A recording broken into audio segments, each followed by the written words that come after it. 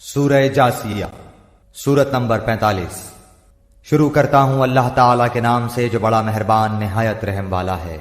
حامیم، یہ کتاب اللہ غالب حکمت والے کی طرف سے نازل کی ہوئی ہے۔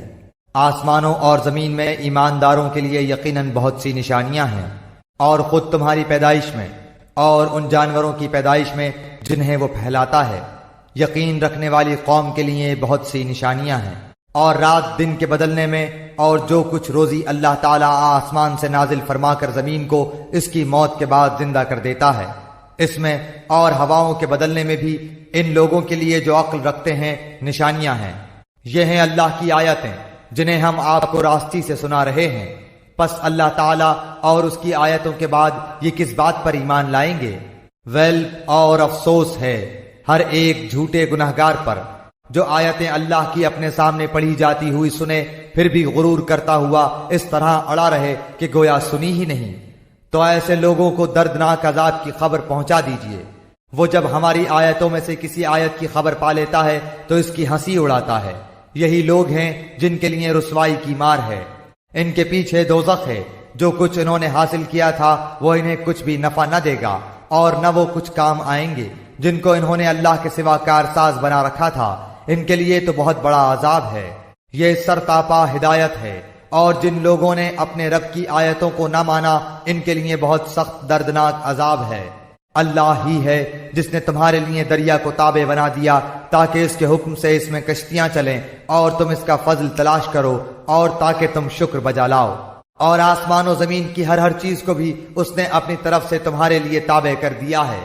جو غور کریں یقیناً وہ اس میں بہت سی نشانیاں پالیں گے۔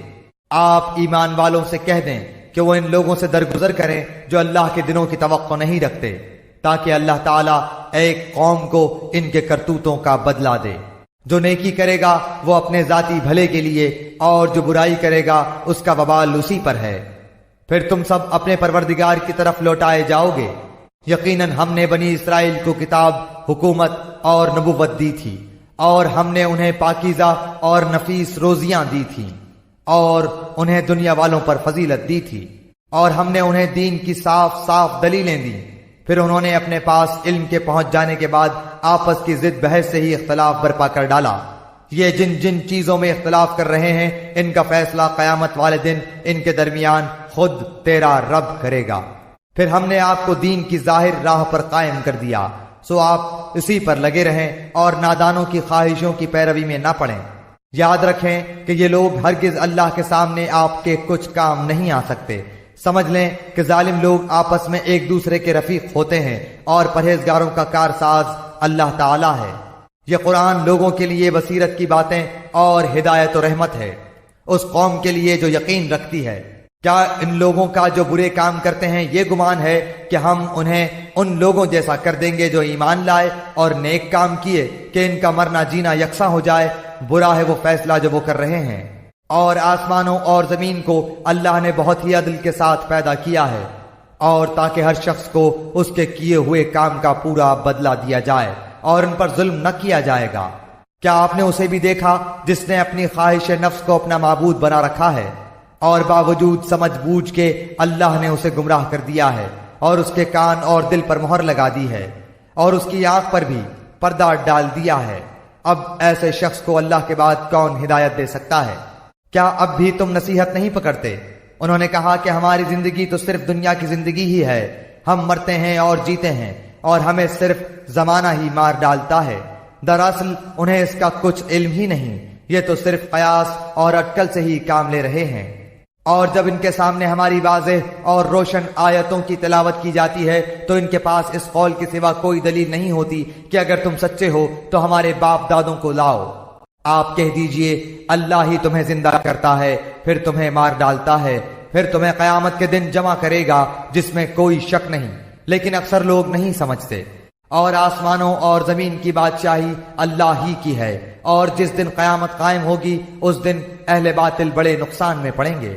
اور آپ دیکھیں گے کہ ہر امت گھٹنوں کے بل گری ہوئی ہوگی، ہر گروہ اپنے نامہ اعمال کی طرف بلایا جائے گا۔ آج تمہیں اپنے کیے کا بدلہ دیا جائے گا۔ یہ ہے ہماری کتاب جو تمہارے بارے میں سچ سچ بول رہی ہے۔ ہم تمہارے اعمال لکھواتے جاتے تھے، بس لیکن جو لوگ ایمان لائے اور انہوں نے نیک کام کیے تو ان کو ان کا رب اپنی رحمت تلے لے لے گا، یہی صریح کامیابی ہے۔ لیکن جن لوگوں نے کفر کیا تو میں ان سے کہوں گا کیا میری آیتیں تمہیں سنائی نہیں جاتی تھیں؟